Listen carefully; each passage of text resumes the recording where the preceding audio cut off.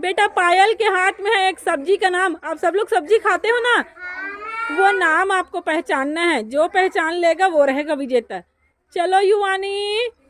आलू, गलत, भाटा, गलत, मुरई, गलत, लौकी, गलत, भाटा, गलत, भिंडी, गलत, गोभी, कोचाई, गलत,